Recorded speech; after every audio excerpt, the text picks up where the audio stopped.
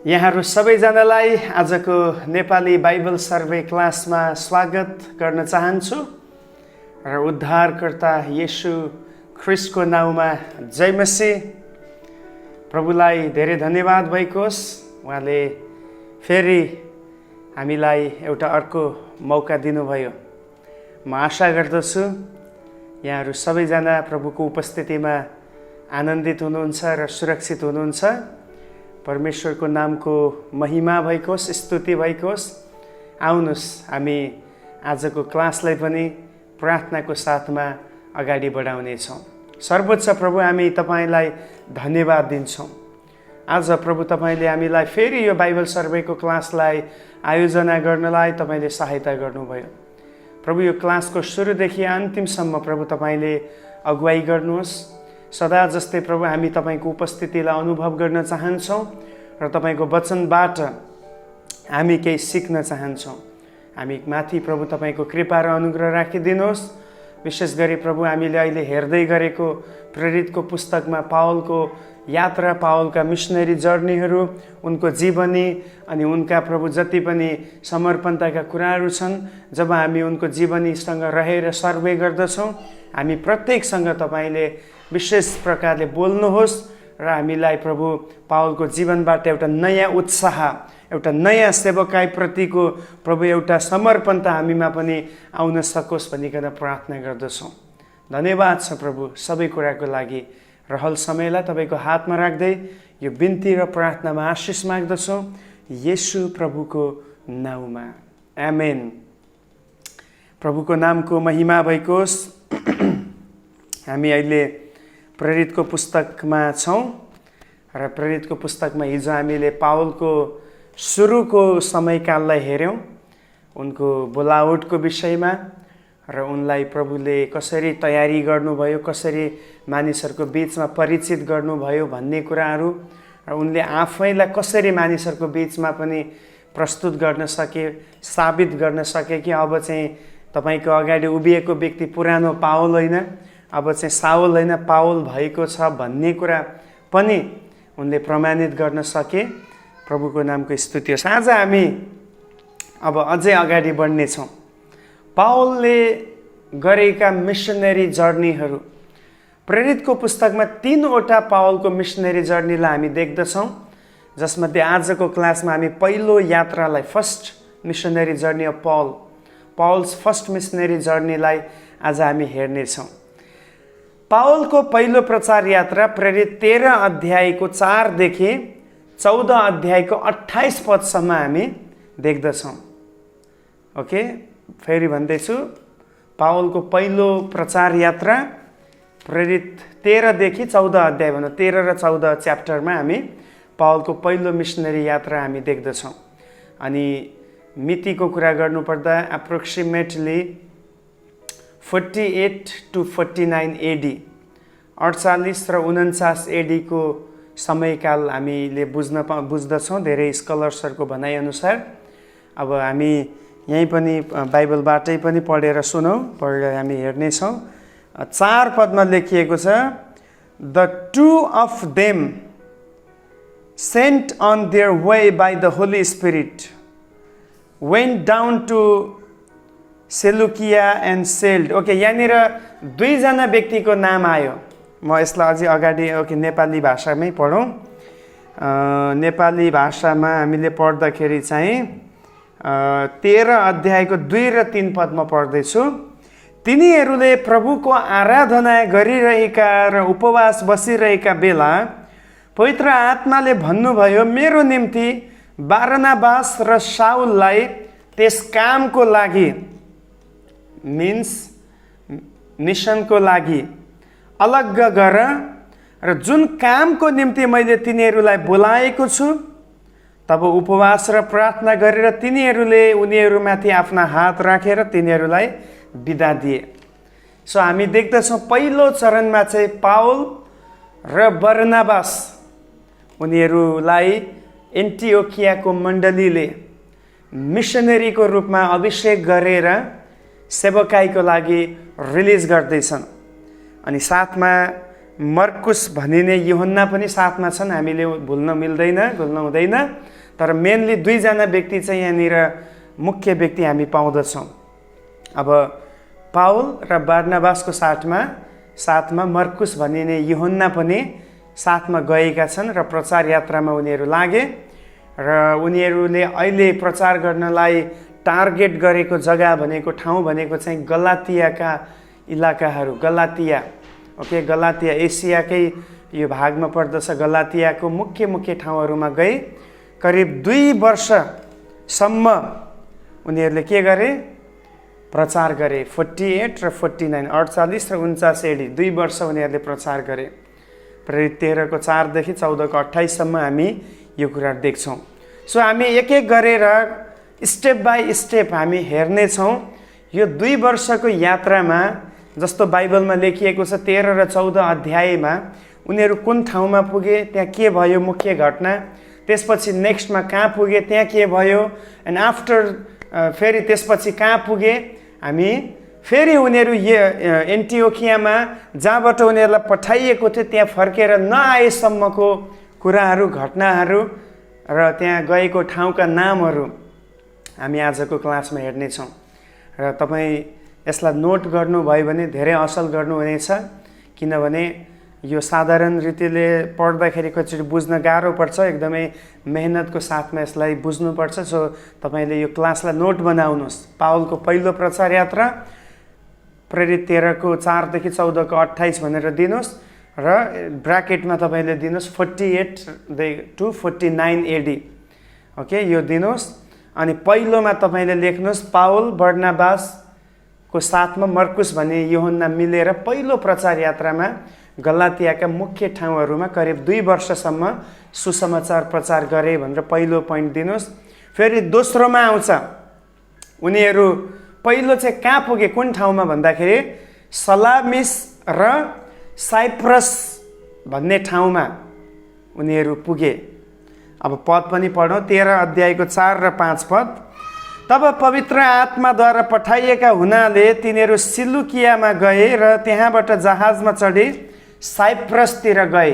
याद गर्नुहोस्, सिलुकिया भाया भन्नाले जस्तै उदाहरणको लागि कहिले हामी यहाँबाट कुनै ठाउँमा जानु पर्यो, मानिलिनुहोस् काठमाडौँ जानु पर्यो, लखनऊदेखि काठमाडौँ फ्लाइटमा जानु पर्यो भने डाइरेक्ट लखनऊदेखि काठमाडौँको फ्लाइट छैन, भाया दिल्ली हामी जान्छौँ। यहाँबाट पहिला दिल्लीमा लान्छ फ्लाइटले, त्यसपछि दिल्लीमा गएर अर्को चेन्ज हुन्छ, त्यसलाई हामी भाया भन्छौँ। यानि कि पुग्नको निम्ति कुनै एउटा ठाउँमा गएर त्यहाँबाट हामीले लिने अर्को एउटा त्यो चाहिँ ट्रान्जिसन पोइन्ट भनौँ, ट्रान्जिट पोइन्ट भनौँ, त्यसलाई भाया भनिने गरिन्छ। सो त्यस्तै उनीहरू चाहिँ अब अहिले कहाँ पुग्दैछन्, उनीहरू साइप्रसमा जानुपर्ने थियो। त्यसको लागि चाहिँ सिलुकिया भन्ने ठाउँ भाया सिलुकियाबाट साइप्रस गए र त्यसपछि 5 पद अनुसार सलामिसमा आइपुगेपछि तिनीहरूले यहुदीहरूका सभाघरहरूमा परमेश्वरको सुसमाचार प्रचार गरे र तिनीहरूलाई सहायता गर्न यूहन्ना तिनीहरूसँग थिए। अब यो यूहन्ना भन्नाले मर्कुस यूहन्ना है, प्रेरित यूहन्ना होइन, यो याद गर्नु होला। प्रेरित यूहन्ना होइन, मर्कुस भनिने यूहन्ना जसको घरमा 120 जनाले पवित्र आत्माको भरिपुरी पाएका थिए, त्यो घरमा भएको छोरा मर्कुस यूहन्ना भने। अब उनीहरूले मिसनरी जर्नीमा सेवकाई गरेको ठाउँ हो सलामिस र साइप्रस भन्ने ठाउँ। सलामिस र साइप्रस भन्ने ठाउँमा उनीहरूले के गर्दैछ, सुसमाचार प्रचार गरे भनेर लेखिएको छ। They preached the gospel in Salamis and Cyprus. यो 2वटा ठाउँमा उनीहरूले प्रभुको वचनलाई फैलाए, प्रचार गरे। त्यसपछि नेक्स्टमा याद गर्नुहोस्, साइप्रस र सलामिसलाई तपाईँ अन्डरलाइन गर्नुहोस्, लेख्नुहोस्। त्यसपछि नेक्स्टमा उनीहरू पाफोस भन्ने ठाउँमा गए। पाफोस भन्ने ठाउँमा जहाँ चाहिँ एउटा बार येशू भन्ने, अर्को एउटा येशू भन्ने, एउटा बार येशू भन्ने झुटो एउटा येशू थियो। त्यो येशूसँग उनीहरूको भेट भयो र त्यहाँका धेरै शासकहरूले उनीहरूको प्रचारपछि विश्वास गरेको हामी पाउँदछौँ। अब सायद सबै पदहरू पढ्न गाह्रो छ। 13को 6 देखि 12 पदसम्म, 13 अध्यायको 6 देखि 12 सम्म तपाईँले पढ्नुभयो भने पाउनुहुन्छ। बस 6 पदमा पढ्दैछु। जब तिनीहरू समस्त टापुको यात्रा गर्दै पाफोससम्म आइपुगे तब त्यहाँ तिनीहरूले एकजना यहुदी झुटा अगमवक्ता बार येशू भन्ने एउटा जादुकरलाई भेट्टाए।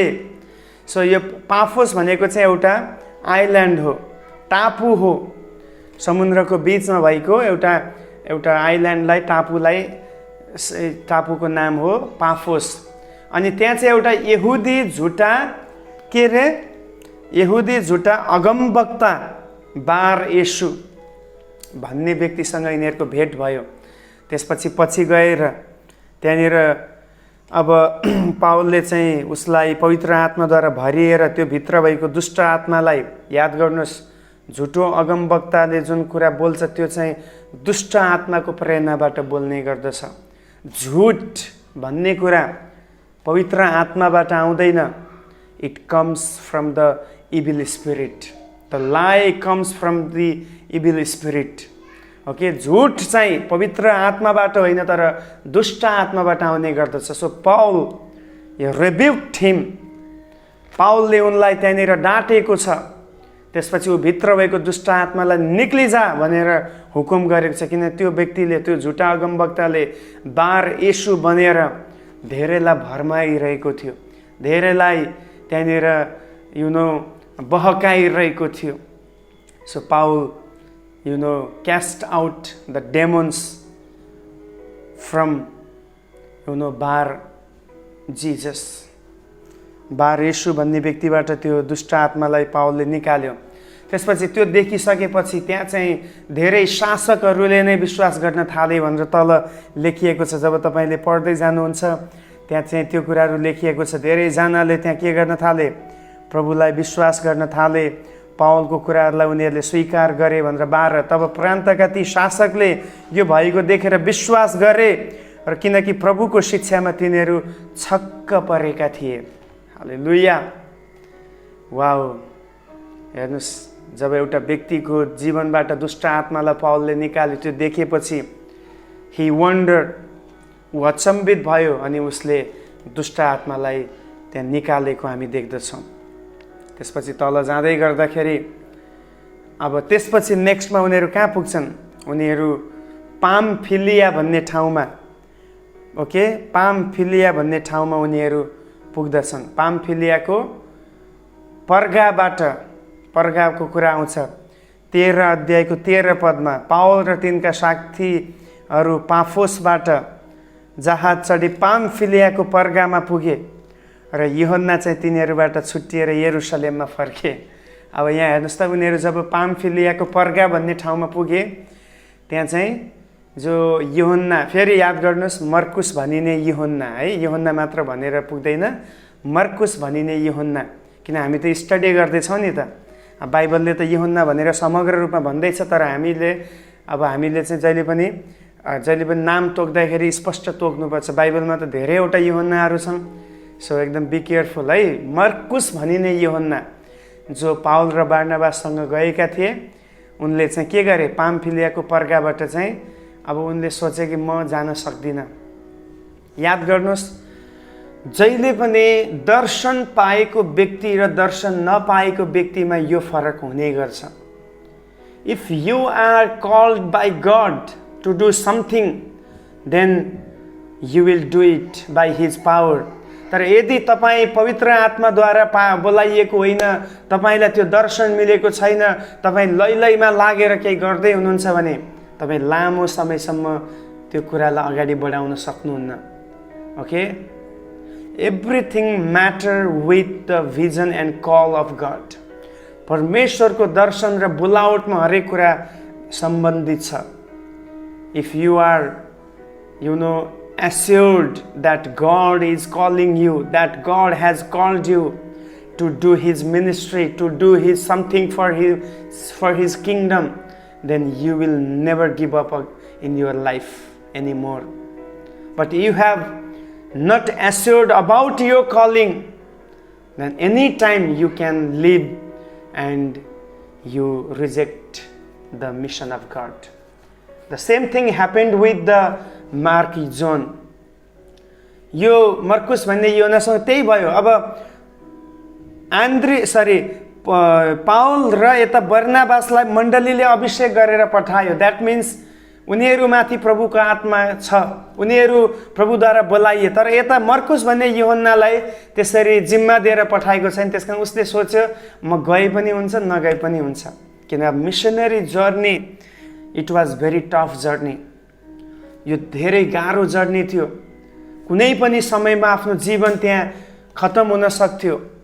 चारैतिर सतावट थियो। येशूको नाउँमा बोल्नको निम्ति उनीहरूलाई निकै रुकावटहरू थियो, धम्कीहरू दिइन्थ्यो। सो यो सबै परिस्थितिहरूमा उनले मर्कुस भन्ने यूहन्नाले निर्णय गरे म अब अगाडि बढ्न सक्दिनँ, म घरमै फर्किन्छु। एक्चुअली होमसिक भन्ने एउटा शब्द छ नि, जो व्यक्ति आफ्नै घरमा बसिरहेको छ त्यो लामो समय अरू ठाउँमा जाँदा उसलाई घरप्रतिको प्रेम हुन्छ। वास्तवमा अब मर्कुस भन्ने यूहन्ना अब त्यति धेरै म्याच्योर भइसकेको, त्यति परिपक्व भन्दा पनि मिसनको कुरामा ऊ कहिल्यै थियो। अनि उसलाई चाहिँ एक किसिमले आफ्नो आमाको याद आउँदैछ। त्यस कारण ऊ फर्किएर आफ्नो घरमा फर्किआयो होमसिक भएको कारणले है। आज धेरैजना होमसिक भयो भने बाइबल स्कुल छोड्छन्, अनि नोकरी पनि छोड्छन्, ट्रेनिङहरू छोड्छन्। किनभने घरको यादले सताउँछ होइन। यस्तै भयो हामी देख्छौँ। त्यसपछि नेक्स्टमा के हुन्छ, पिसिदियाको एन्टिओखमा धेरै सङ्ख्यामा मानिसहरूले वचन सुन्छन्। जब यो चाहिँ लामो छ, 13 अध्यायको 14 देखि 50 पदसम्म जब हामी हेर्छौँ, यहाँ चाहिँ पिसिदियाको एन्टिओखमा सभागार थियो।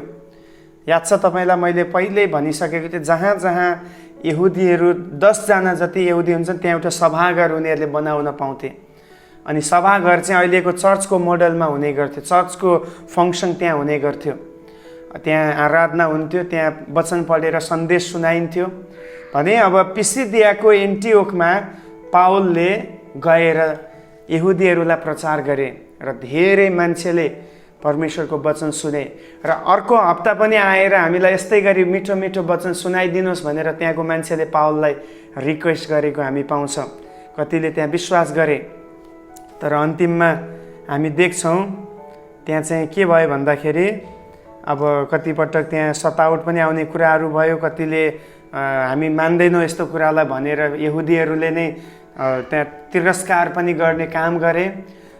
एकदम माइनोरिटी, एकदम कम समूहले चाहिँ सुसमाचारलाई एक्सेप्ट गरे भने ठुलो समूहले चाहिँ सुसमाचारलाई एक किसिमले अब इन्कार गरे। पाउल र बार्नाबासलाई चाहिँ उनीहरूले एकदम तुच्छ भने। त्यसपछि उनीहरूले निर्णय गरे अब हामी त्यसो भए यहाँबाट अन्य जातिहरूकोमा जानेछौँ, हाम्रो खुट्टाको धुलो यहीँ टकटक्याउनेछौँ। याद छ येशूले यही भन्नुभयो, यदि तिमीले लगेको सुसमाचार मानिसहरूले ग्रहण गरेनन्, यदि त्यो घरमा, त्यो ठाउँमा, त्यो गाउँमा, त्यो सिटीमा, त्यो देशमा तिमीलाई स्वागत गरेनन् भने तिमीले उनीहरूको विरुद्धमा आफ्नो खुट्टाको धुलो टकटक्याएर तिमी फर्किआउनु।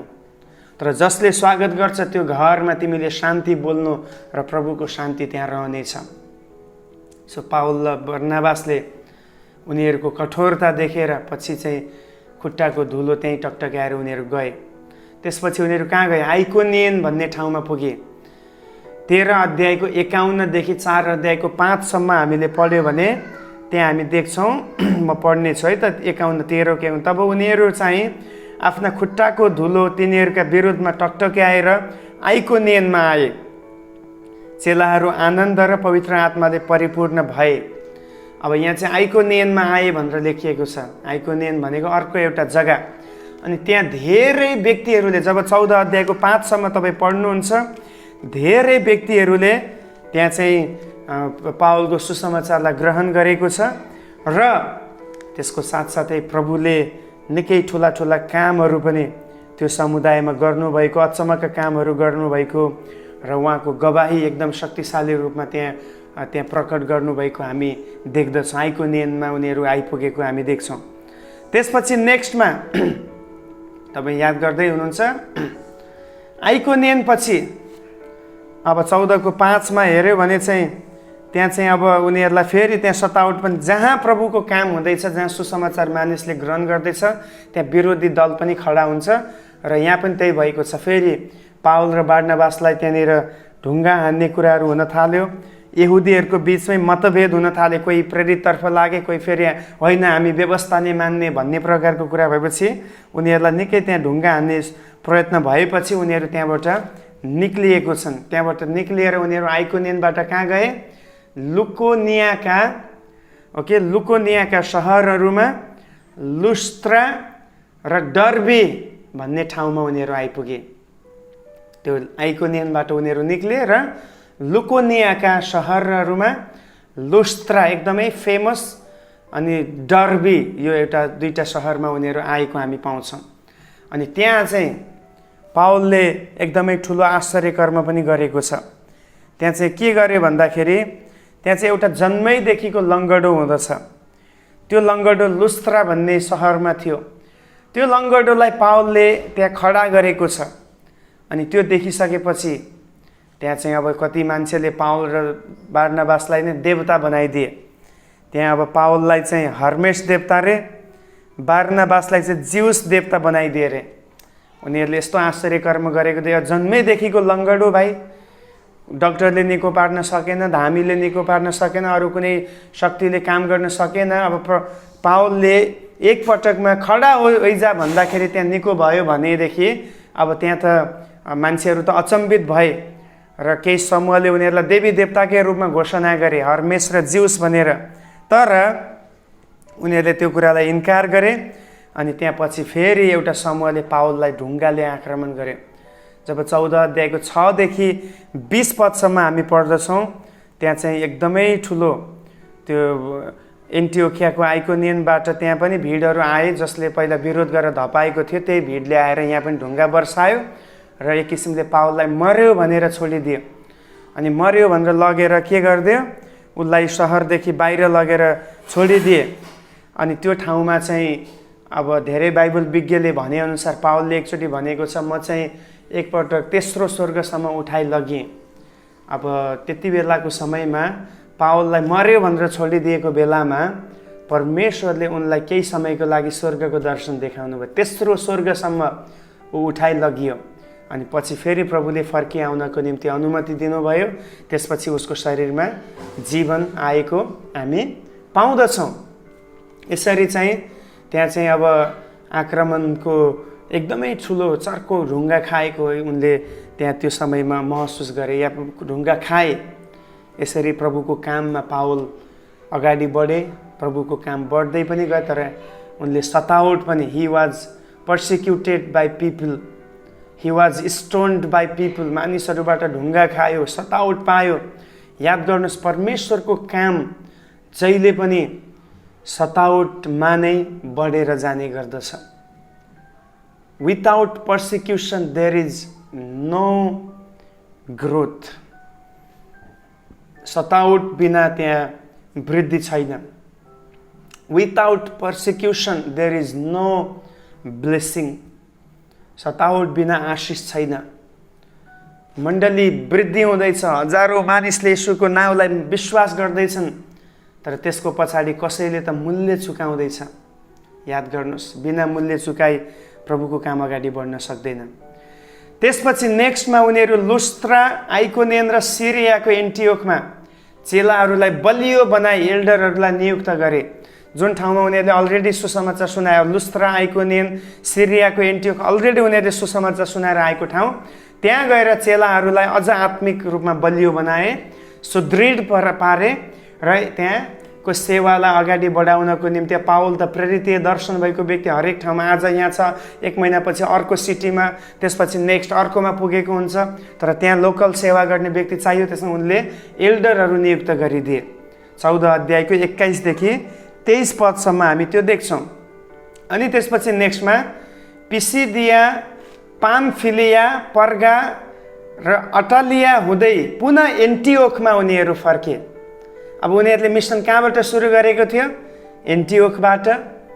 अनि अहिले फेरि उनीहरूले जहाँबाट उनीहरू आएको थियो, जुन बाटो भएर आएको थियो, फर्केर त्यही बाटो फेरि पिसिदिया, पामफिलिया, पर्गाम र अटालिया हुँदै पुनः एन्टिओखमा पुगे, जहाँबाट उनीहरूलाई पठाइएको थियो। याद गर्नुहोस्, एउटा मिसनरीको कर्तव्य हो, जहाँबाट आएको छ त्यहाँ फर्केर जानु। जहाँ उसबाट उसलाई सपोर्ट गरेको छ त्यो प्रति रेस्पोन्सिबल हुने एउटा मिसनरीको कर्तव्य हो। धेरै पटक मिसनरीहरूको समस्या के हुन्छ भने पहिला सपोर्ट गर्ने समूह हुन्छ, पछि उसलाई अरू ठाउँबाट सपोर्ट मिल्न थाल्छ, त्यसपछि मेन जो व्यक्तिसँग ऊ रिलेटेड छ, जोसँग ऊ चाहिँ सम्बन्धित छ, त्यो कुरालाई नै उसले भुलि पठाउँछ। तर पावललाई र बारनाबासलाई हामी खास पावललाई हेर्छौँ, उनले आफूलाई पठाउने मण्डलीलाई उनले भुलेको छैन।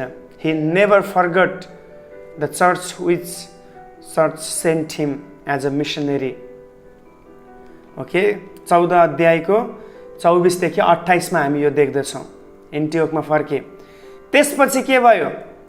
त्यसपछि तेस्रो पटक उनी यरुशलेममा गए। याद गर्नुहोस्, हिजोको क्लासमा मैले भने पहिलोचोटि गए, फेरि त्यसको 9 वर्षपछि दोस्रो पटक गए।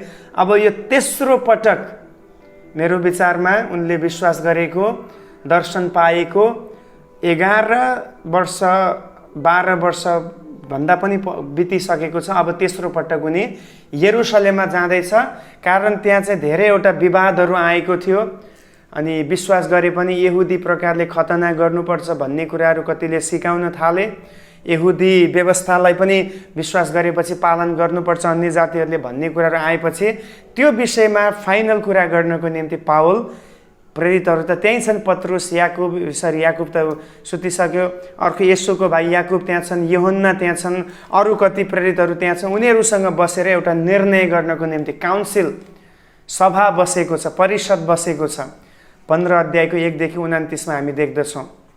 ओके, यरुशलेमको जो परिषद छ, यहुदीहरूले ख्रिस्टियन भए तापनि खतना लिनुपर्ने कुरा गरेपछि पहिलो पटक परिषद बसेर त्यहाँ केही निर्णयहरू आएको छ, केही व्यवस्था उनीहरूले बनाएको छ, केही नियमहरू बनाएको छ।